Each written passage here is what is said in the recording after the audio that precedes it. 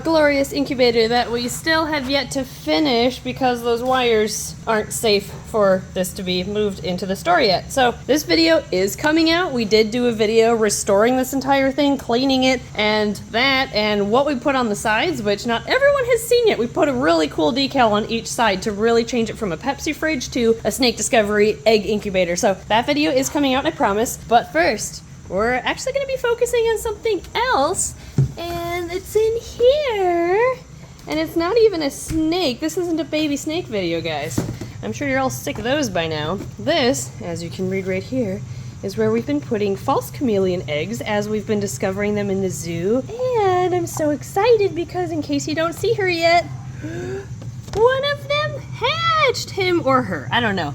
But figured I would take her out with you guys here with me. Hello, baby. Oh, you look so cute. You look very judgmental. Yeah, you look like you're just judging me. Can you come here? We haven't hatched a false chameleon in years. Oh, you're so little. Hi, little dude. Actually, let's find out if you're a male or a female. If you're a male, we're gonna just rehome you or sell you because we don't need another male. Okay, so the way to sex false chameleons, and it's really cool because you can do it on day 1. You don't have to wait until they mature or anything, and hopefully I can do this with one hand here. You have to look at the base of their tail, and if their tail has a pair of enlarged scales, which I don't see, this is a female. You're a little girl. That means we get to keep you and raise you up for a future breeder. Oh my gosh, I better go tell your parents the good news.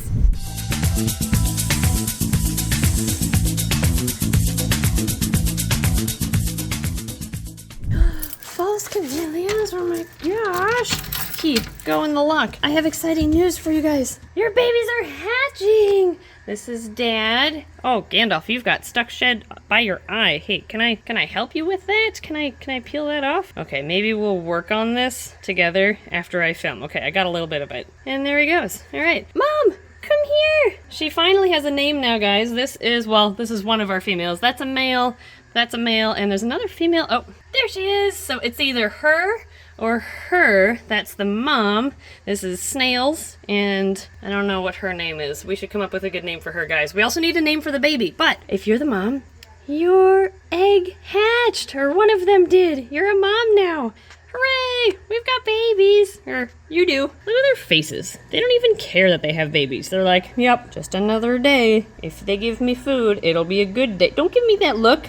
You know I'm gonna cave and give you food. All right, little girl. Hi, sweetie. I'm so excited to have another baby false chameleon, and our luck was actually on our side. We have a female. All right, we have our staff set up this really cute little enclosure for her. So we've got some vines that she can hug, things to climb on, a water dish, tropical soil, springtails, the whole 9 yards. I just have to figure out a good way to put basking and UVB. Maybe I can do like basking in the corner and UVB on this corner. I mean, I didn't want us to give her too big of an enclosure because I want her to still find food and not it just scatter away from her. So I think this will work.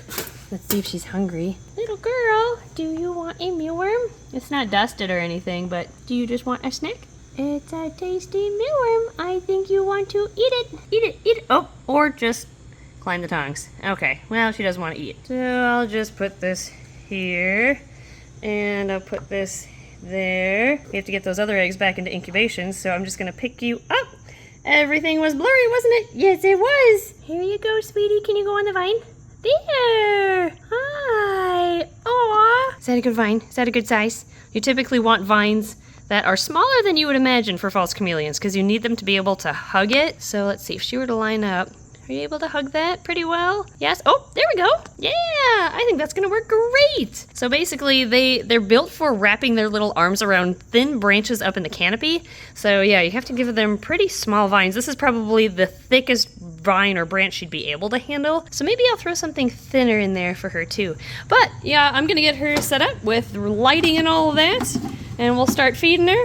And our furnace just kicked on. Awesome, gonna add some nice background effect. And I'm gonna pop these 2 eggs back in the incubator, and we'll hope that they hatch soon too. Oh, and by the way, for those interested, this is what I have figured out to do for her enclosure. For the meantime, we have basking back there, just a 40-watt bulb. I think that's gonna definitely get it warm enough over there. And we have UVB in this lamp. I'm not a huge fan of the CFLs or like that style of UVB bulb, because usually it just creates one pinpoint of high UVB in the enclosure, so it just shoots it directly down, whereas the fluorescent or tube style UVB bulb actually broadcasts it over a much larger surface area of the enclosure, so it gets more UVB in there for the animal. But for this small of an enclosure, I don't need more than that, to be honest, so that's actually going to work really well for this setup. She's nestled in between a couple Leachianus geckos, by the way, and I think this is going to be good until she gets a little bit bigger. Then maybe I'll be able to upgrade her into a 10-gallon tank, and then after that, a 20 long. We'll just kind of stepping stone her way into bigger and bigger enclosures until she's big enough to go in the zoo. All right, now we just wait and hope that her siblings hatch. Well, it's been about 6 to 8 weeks since the first false chameleon hatched, and the rest of the eggs all went bad. They did the thing where they grow in size and then they just deflate one day like this. But I think we're starting to learn that false chameleon eggs prefer dry conditions than humid conditions when their eggs are incubating. So I think I must have misted this too much before we left for the Tinley trip, and I was hoping it would just, help keep it humid while we were gone, but I added too much water, and so I think that was my fault. But at least we have one healthy baby. Well, we only had one baby hatch out of all those false chameleon eggs. 3 months later now? Yeah, it is 3 months later now. We already kind of explained, or I did earlier, that the reason why they didn't hatch is because they were too wet. So we've learned you have to keep those eggs a lot drier. Yes. But we hatched this little cutie. Yeah, she's adorable. Look at her. And she's a female. Yeah, so we get to keep her and use her as a future breeder too. Oh, the females are like hard to come by. Yeah. It seems like there's a high proportion of males compared to females. So go males. Woo! Yeah, no, we need more girls on this planet, if anything. So we've got her here. Look at your little dewlap. She's not happy. Dewlap. Stop it. Oh my gosh, she's adorable. Don't you touch me. Yeah, so we get to raise her up now and add her to our zoo. I'm just stoked that we, after like 4 years, have finally produced false chameleons again. And, it's probably because they're in a zoo environment and they really like it. And we just have to forage the floor and find eggs. We were always getting eggs. We just weren't hatching them. That's true. Yeah, that's a good point. So after talking with a handful of people and just basically hearing them say, just leave them alone, dry. And neglect the eggs. Neglect is key with false chameleon eggs, apparently. So she is an adorable little baby. They always have that judgmental look, too. Yeah, they do. And I love that their heads are actually a normal size for their body when they're babies. Yeah. They only become disproportionately large when they're adults. Like this. Her dad. This is Gandalf. Yeah, Gandalf. He's such a big boy. Look at your daughter. Aww. Oh my gosh. That is so cute. Aww. He would eat her in a second. He probably would. They could go to the daddy-daughter dance together now. Yeah. Aww, it's amazing that they get so big. Is she like a greenish color compared to him? She was brown when he first took her out, so I think they have slight color changing abilities. Yeah, I think she's changing a little bit. Yeah. I'm just gonna climb up, Dad. Okay. Don't go towards his face too much. Don't jump. Oh gosh, okay. Got her. We're good. Yeah. And not only do we have an adorable baby false chameleon hatching here, we have other lizards hatching too. Aw, look at them all. Look at them all. We have 2 baby gargoyle geckos that we are now producing on occasion here at Snake Discovery. This shot has been impossible, by the way. Oh my gosh, it's taken so long to get them on my hands. Look at how cute he is. Look at him and his little brother.